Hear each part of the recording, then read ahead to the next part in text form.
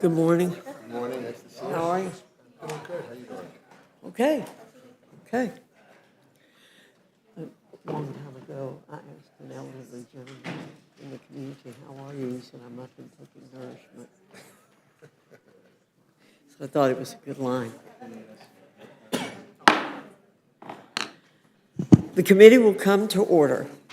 We're meeting today to adopt the committee rules and other business related to the organization of the Rules Committee of the 119th Congress.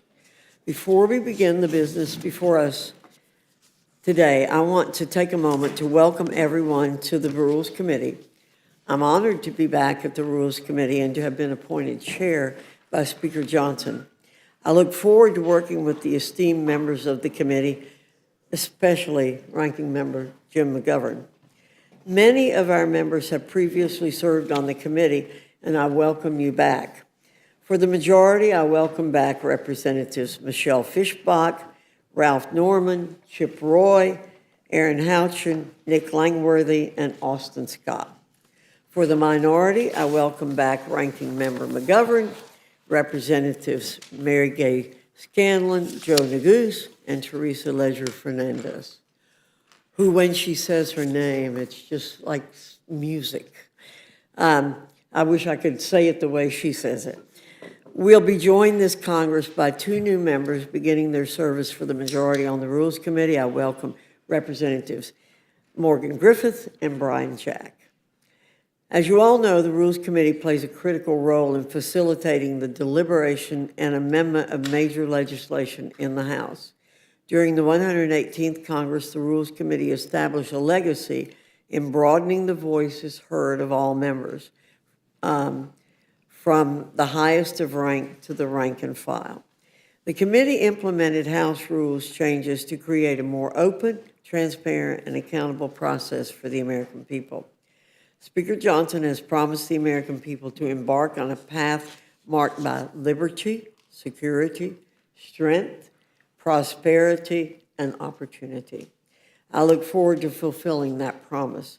As chair, I also intend for the Rules Committee to maintain the same collegiality that we have traditionally enjoyed. The Rules Committee traditionally has not enforced the 5-minute rule. However, we'll review this practice and make changes if necessary. We'll ensure that all points of view are heard and considered, but I ask members of the committee to be respectful in the timing of their questioning to other committee members and to our witnesses. I want to extend a particular welcome back to our ranking member, Mr. McGovern, and thank him very much for his kind words upon my appointment. You have my deepest appreciation for your distinguished service on the committee. I'm delighted you'll continue to serve with us as ranking member. Before we proceed to the business before the committee, I yield to the ranking member for any opening remarks. Well, thank you very much, Chairwoman Fox, and congratulations on your new role as chairman of the House Rules Committee. You and I don't agree on much. We probably can't even agree on what to have for lunch. But while we rarely see eye to eye, I can say that you are a committed, hardworking public servant who fights tirelessly for what you believe in and the people you represent, values that I share. And we've served together on this committee in the past, leading me to believe that you appreciate the gravity of what it means to steer this committee, and I trust that you will be dedicated to upholding its traditions. It is my hope that we can continue to foster an environment here where members may disagree on nearly everything, but we can still treat each other with respect. Yes, we have our work cut out for us, and at times debates will surely be heated. But it's our responsibility to set the standard for how committees can uphold civility and decency while completing our work for the American people, even when, and especially when, we disagree. It's also great to see all of our committee colleagues here today. Welcome back to those who are returning, and welcome to our two newest members, Representative Griffith and Jack. Buckle up, you're in for a ride. Sadly, over the past 2 years under Republican control, the Rules Committee has become the place where democracy goes to die. Chairwoman, I know that you weren't appointed yet, so you didn't have a part to play in the decision-making. But to give you just one example of what I'm talking about, there were over 40 proposed rules changes for the 119th Congress submitted during our committee's Member Day hearing last year. Not one of those changes were included in the new rules package that we passed earlier this month. And though many of the proposals were blocked, and though many of the proposals that were blocked were widely supported and were bipartisan, Speaker Johnson also blocked ideas from his own conference. The Speaker stripped out what the GOP touted as an important change they made to the rules last Congress that required members introducing bills to submit a statement listing the single subject of the bill. Mr. Griffith, the original sponsor of that rule and now a member of our committee, even pushed to strengthen it this Congress. And if I remember correctly, the last time Mr. Griffith was in this room was to testify at our Member Day hearing on his proposal. His leadership not only ignored his request, but scrapped his watered-down rule that he got in the last Congress.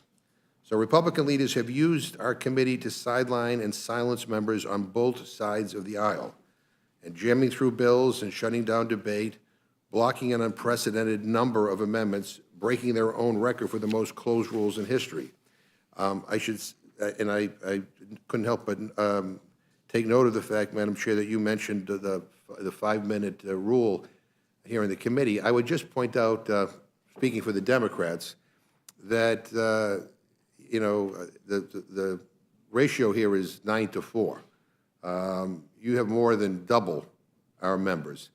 There's no other committee in Congress where this is the ratio. And so we would be very concerned about any attempt to limit debate, especially on our side, given the fact that you outnumber us so much. I have no problem if you want to limit the debate on your side. I would support you in that. But anyway, but on our side, I think we would object. But we are concerned about the dysfunction and the disarray and the incompetence and the inaction that we saw in the last Congress. And this Congress, Speaker Johnson has turned over the gavel to some of the most extreme members of the Republican conference in ways that I've never seen before. So let's be clear. House Republicans are entering the 119th Congress with the slimmest majority in nearly a century. That is not a mandate. The House GOP lost seats in the last election because the American people are fed up with the gridlock and the dysfunction. And what Americans are asking for is an end to partisan games and to get to work. They want us to solve problems, not create more. And one way to do that at the Rules Committee is by returning to a process that prioritizes bipartisanship and transparency. There is an opportunity here for us to do better, to allow more debate, more amendments, and more time for members to review bills before they are rushed to the floor. We can rebuild the Rules Committee's role as a place where good ideas are advanced and put up for a vote.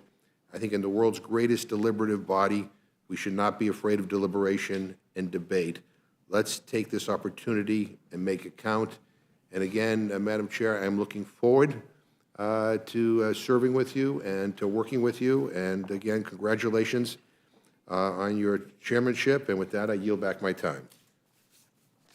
Thank you, Mr. McGovern. And you said we don't agree on very much, but we do agree on we want to work hard for the American people and get things done. So I think that's a sentiment we all share. And I think if that's what we focus on, we'll be in good shape. The first order of business is the adoption of committee rules for the 119th Congress. The chair will be in receipt of a motion from the gentleman from Virginia, Mr. Griffith. Thank you, Madam Chair. I move the Rules Committee adopt the chairwoman's proposed committee rules for the 119th Congress. Thank you. There are a few small changes made to the committee rules. The first is changing the meeting time of the committee from 5 p.m. to 4 p.m. to reflect the actual meeting time that's been in practice. So that's been put in. Additionally, there were modifications made to notice timelines to reflect committee practice, conforming changes related to truth and testimony disclosures, and a modification to the committee journal requirements. Without objection, the proposed rules will be considered as read and open for amendment. Is there any discussion or amendment to the proposed rules? Yeah. Mr. McGovern. Madam Chair, I have an amendment to the committee rules. My amendment would prevent this committee from reporting a rule for a bill that screws over my constituents by giving massive corporate giveaways and tax breaks to the rich and powerful. We're living under the Trump tax plan right now. I don't know too many people who think that it's fair. Go out and ask Americans if they think it's fair that they pay taxes while billionaire corporations pay next to nothing. And I don't want to hear about how tax cuts help the economy. All of the corporate gains from the Republican tax scam, all of them went to the shareholders and high-paid executives with absolutely nothing flowing to workers. That's the truth. And the new Republican plan would cut taxes even more on people making billions of dollars while jacking up everyone else's taxes to pay for those cuts. How is that fair? How is it fair to ask everyone else to pay more so that big banks and tech billionaires can pay less? We all know it's not. So every time we debate tax policy in this committee, my Republican friends insist that their policies benefit average, hardworking Americans. And every single bill that they pass does the opposite.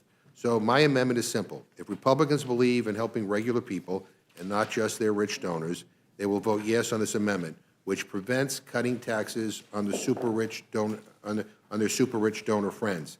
If they vote no, they're voting to give tax cuts to the billionaires who take private jets to Mar-a-Lago, and they're going to make you, the American people, pay for it.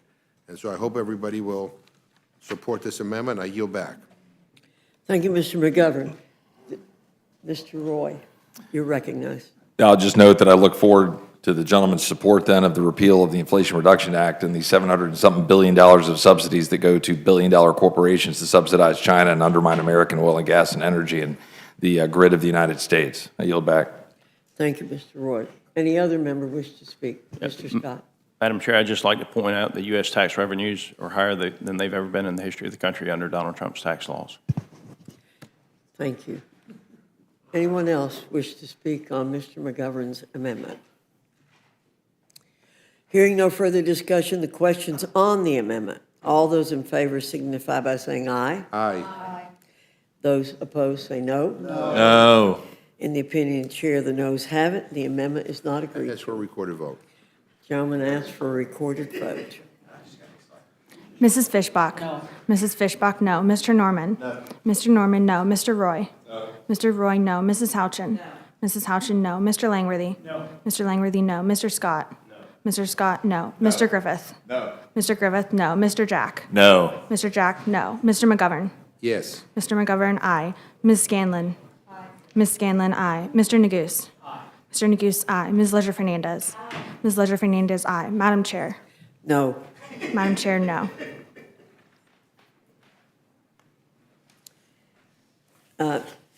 The clerk has called the roll, and now the clerk's reported the total. The noes have it. The amendment is not agreed to. The chair, I'm sorry. The clerk will report the total. Sorry. I 4 added it up. yeas, 4 yeas, 9 nays. Thank you. The noes have it. The amendment's not agreed to. Are there other amendments or discussion? Ms. Scanlon? Yes, Madam Chair, and welcome back, I understand, to the Thank Rules you. Committee. For what purpose do you seek recognition? I have an amendment to the committee rules. The gentlewoman's recognized. My amendment would simply require a two-thirds vote instead of a simple majority to report any rule that waives the 72-hour rule. I want to recognize that the ranking member was the original author of this rule that requires 72 hours between introduction of a bill and its consideration on the floor, and it requires the 72 hours so all members of Congress and the public have the opportunity to read a bill before it comes up for a vote. Before that, the 72-hour wasn't a 72-hour rule. It was written in a way that was easily bypassed.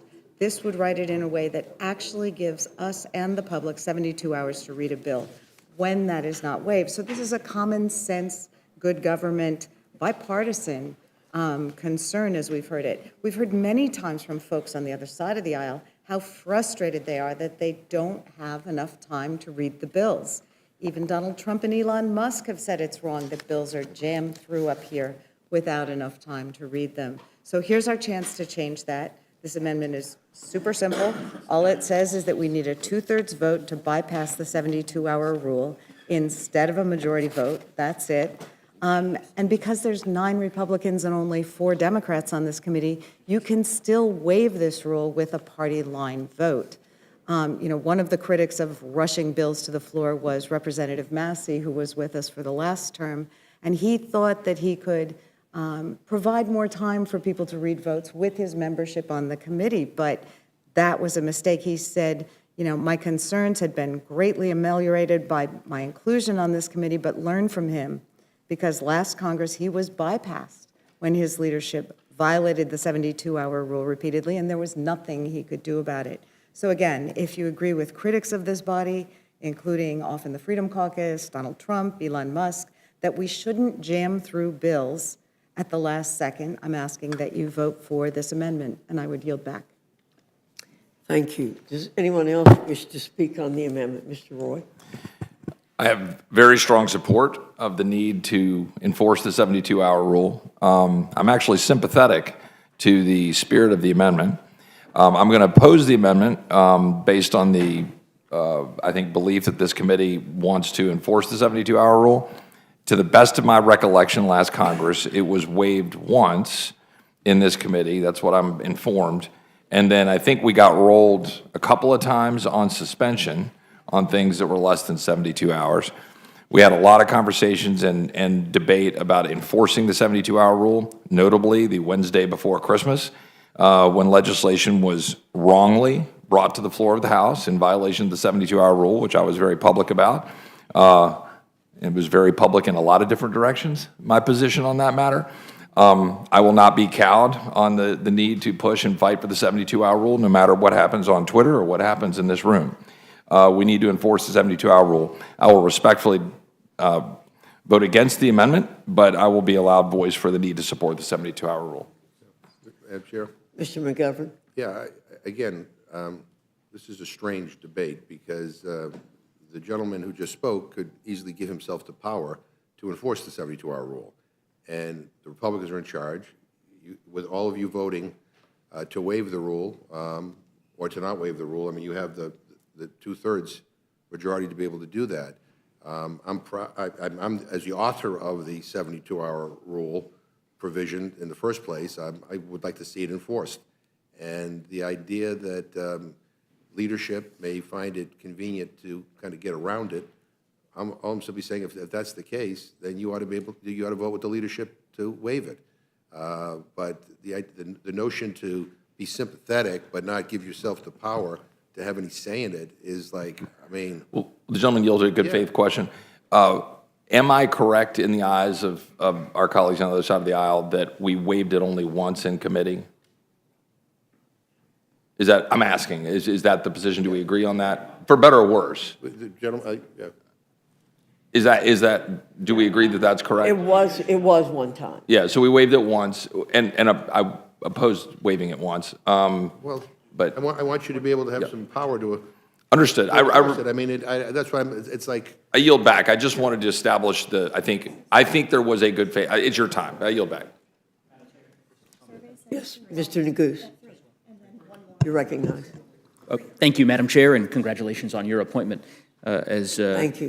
The chair of this distinguished body. With respect to Mr. Roy's comment, and I have great respect for Mr. Roy, whom I consider a friend, but he is correct. We did waive, or rather Republicans waived that rule once. Just for the record, it was in March of 2024, and you gave a very powerful speech on the floor of the House, and there's a statement here that I can read from, which says, and quote, the $1.2 trillion bill was released at 2:30 a.m. yesterday morning, giving members just over 24 hours to review its 1,000 pages of text, despite House rules requiring we have at least 72 hours to review any measure. So that was 10 months ago. I mean, let's be serious. We all know that 2 months from now, 3 months from now, the 72-hour rule is going to be waived by a majority vote of this committee, and you'll be, I presume, voting against that waiver, but it will pass because a majority of the committee on your side will approve it, just as they did 10 months ago for the $1.2 trillion bill that you vociferously opposed. So it's unclear to me why we wouldn't put this 2/3 marker in so that ultimately you can protect the 72-hour window that Mr. McGovern had fought for so vigorously in the past. The only other champion for that rule has been removed from this committee. So, I mean, it just seems odd to me and nonsensical. Let's just put this in the rules, and it locks in that 72-hour window, which I agree with, and I think you have been a passionate supporter of in the past. I just think it makes sense. I don't think it's a controversial thing, and I suspect that, it'll be a little bit of heartburn on your side of the aisle, but at the end of the day, you're on the committee, so they're going to have to comply with your directives. I yield to the chairman, the ranking member. Point out, by the official survey of activities that you guys produce, it was waived 3 times. And so, again, I would say why in the world would you, if you believe in the 72-hour rule, why in the world would you want to not have the ability to enforce the 72-hour rule? I don't get it, but whatever. I mean, you guys are in charge, so, yeah. It was waived, the rule was, it was waived only once on the legislation, twice on the report. Right. Right. And this amendment would cover both. Okay? I mean, Anyone else wish to speak on Mr. McGovern's amendment? I'm sorry, Ms. Scanlon's amendment. Okay? There being no further discussion, the clerk will call the roll. Did you ask? You didn't ask for it. No, I should ask, sorry. Yeah. All those in favor of the amendment say aye. aye. All those opposed say no. No. In the opinion of the chair, the noes have it. The amendment is And we not would agreed to. request a recorded vote. Yeah. Thank you. I was just skipping the step I knew was coming. Okay, the clerk will call the roll. Mrs. Fishbach? No. Mrs. Fishbach, no. Mr. Massey? Mr. Norman? No. Mr. Norman, no. Mr. Roy? No. Mr. Roy, no. Mrs. Houchin? No. Mrs. Houchin, no. Mr. Langworthy? No. Mr. Langworthy, no. Mr. Scott? No. Mr. Scott, no. Mr. Griffith? No. Mr. Griffith, no. Mr. Jack? No. Mr. Jack, no. Mr. McGovern? Aye. Mr. McGovern, aye. Ms. Scanlon? Aye. Ms. Scanlon, aye. Mr. Neguse? Mr. Neguse, aye. Ms. Leisure Fernandez? Aye. Ms. Leisure Fernandez, aye. Madam Chair? No. Madam Chair, no. The clerk will report the total. 4 yeas, 9 nays. The noes have it. The amendment is not agreed to. Are there other amendments or discussion? Madam Chair.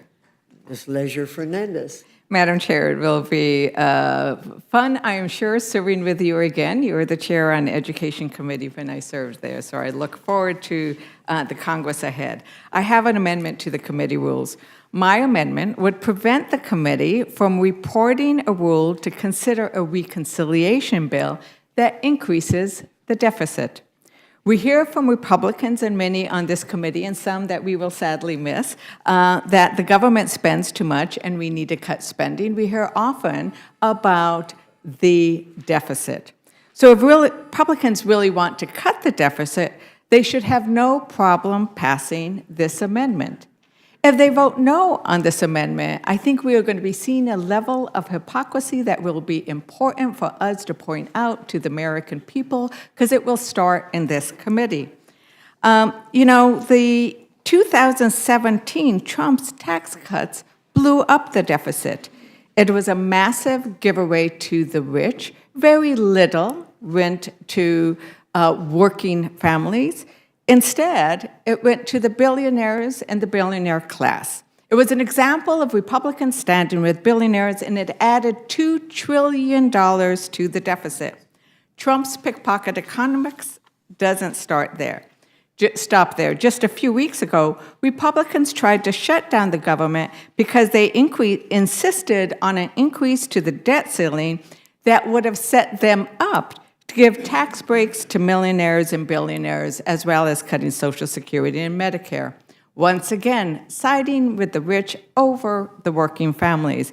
I need to recognize that Representative Roy stood up and spoke against that. He noted that that move, led in many ways by Musk, who was not elected, would have added $5 trillion to the debt. $5 trillion to the debt, and there hadn't been any conversation about it. We are seeing proposals that would add significantly to the debt. and to the deficit. We are also seeing conversations that Republicans want to eliminate the impact of tax cuts on the deficit. Well, that's ridiculous. Anybody who knows, who has run a business or run a household, knows that your income and your expenditures must be reviewed in tandem. So if Republicans want to extend those terrible tax cuts for 10 years, we understand that the CBO has already said it would add $4.6 trillion to the deficit. The Congressional Budget Office is stating it would add $4.6 trillion to the deficit. Now, we don't know what the reconciliation package will look like, but if it looks like anything that has already been proposed, we'd be seeing an incredible increase on the deficit. So our amendment to our rules is simple. We hear in this committee over and over again your concern about the deficit. Let's make sure we discuss it in this committee. It says Republicans can't blow up the deficit with a tax plan that hurts regular people. I urge Republicans to stand with their statements on the deficit and to support this amendment. And I yield back, Madam Chair. Ms. Leisure Fernandez. Does any member wish to speak? Ms. Houchin. Madam Chair, I would just like to note that the CBO has been wrong multiple times in their estimations. In fact, the CBO predicted revenues for the Tax Cuts and Jobs Act.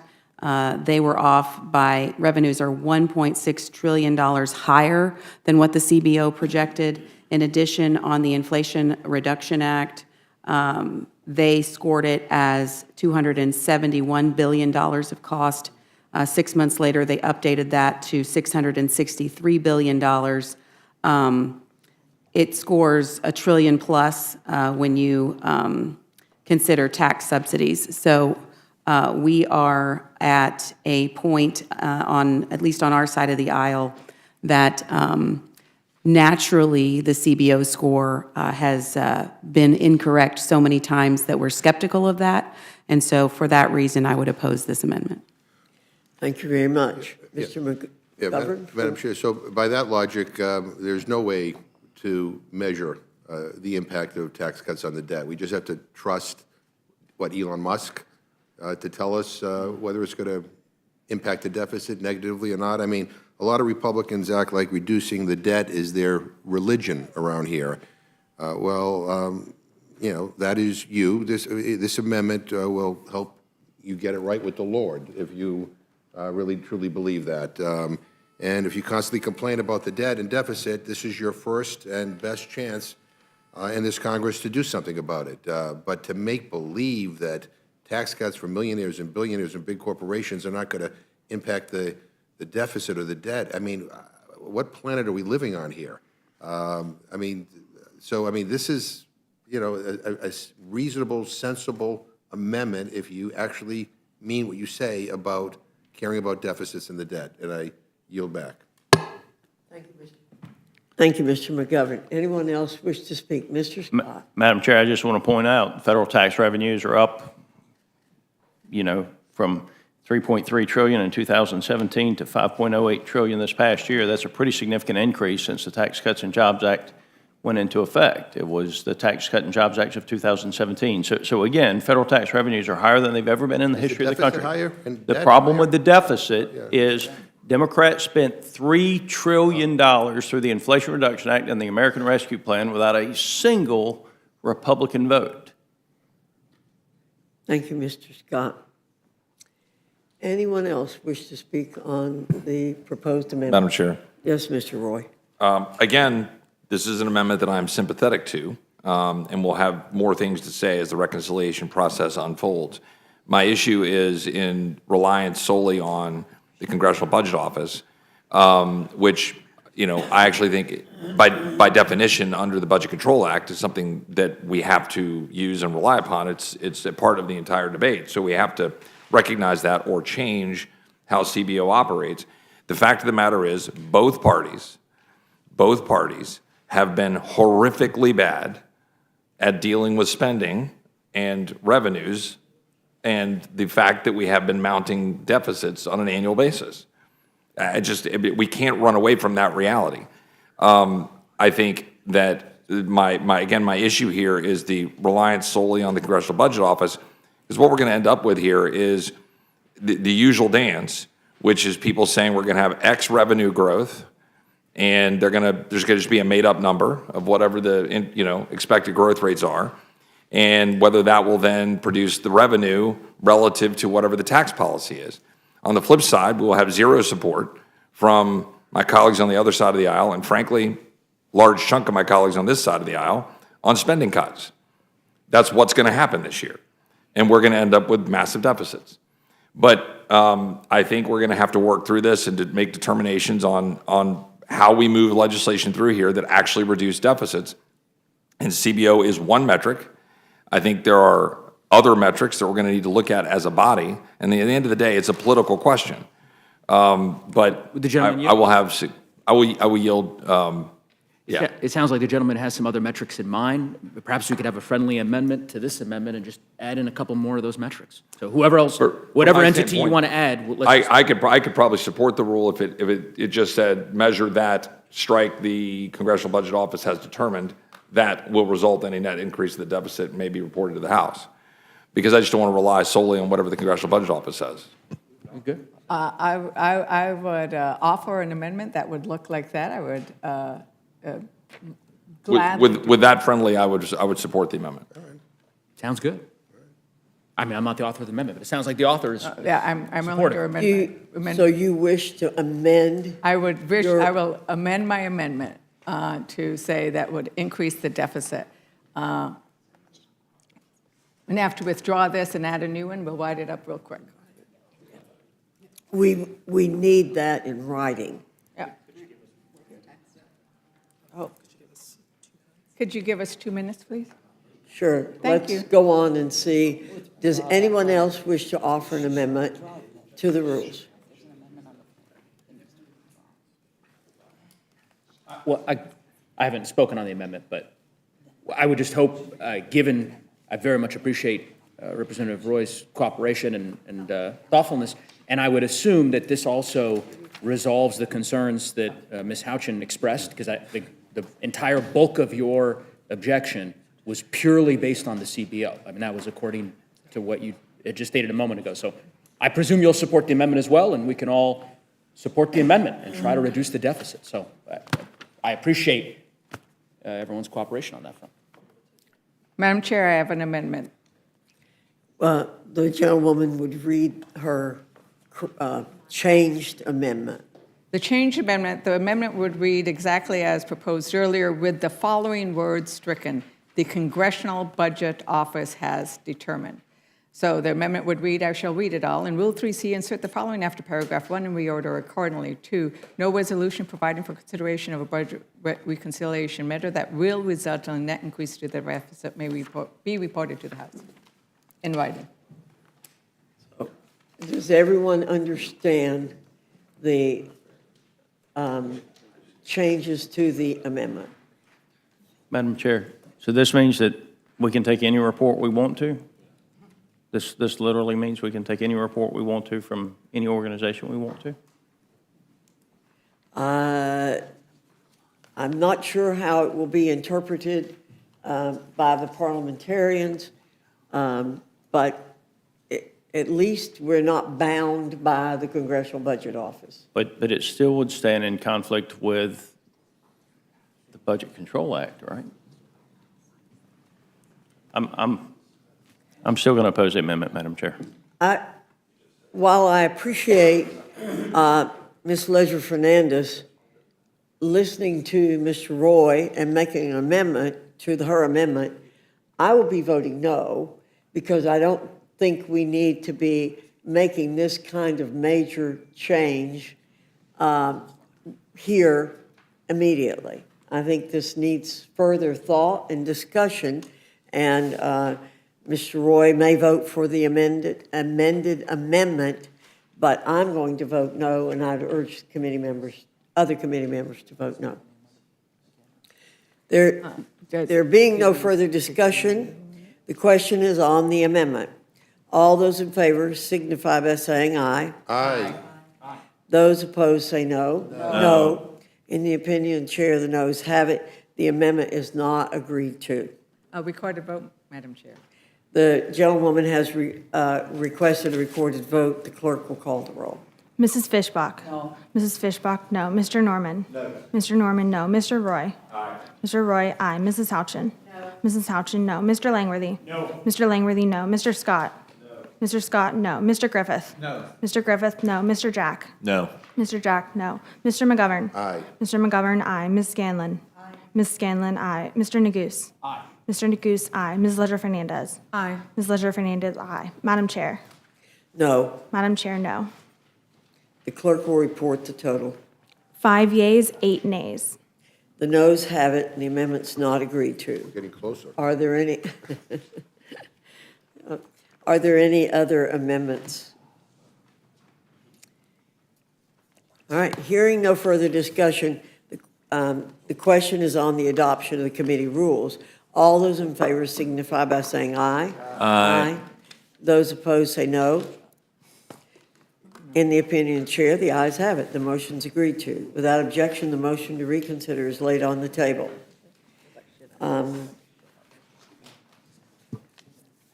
Is there any further discussion here this morning? We'll now proceed with the designation of the vice chair. Clause 2D of Rule 11, adopted by the House, provides that committee chairs may designate a vice chair. Pursuant to the rule, I designate the Honorable Morgan Griffith from Virginia as vice chair of the Committee on Rules.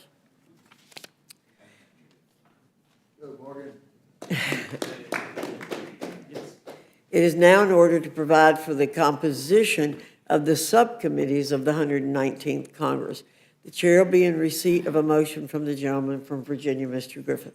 Thank you, Madam Chair. Pursuant to Rule 5C of the committee rules, I move that each of the subcommittees of the 119th Congress shall be composed of 5 majority members and 2 minority members.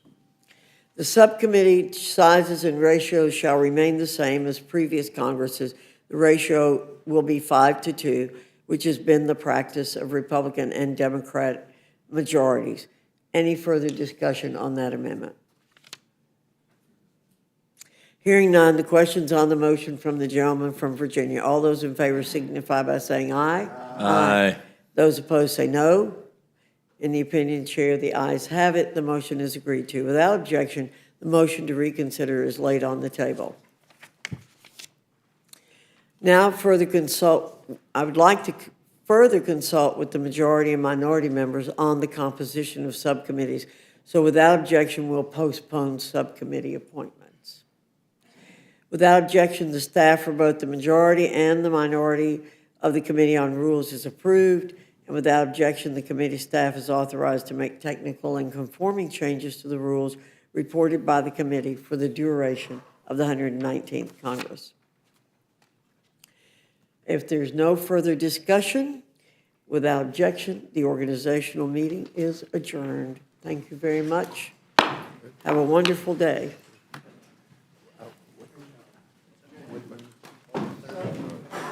Is there a vote on it?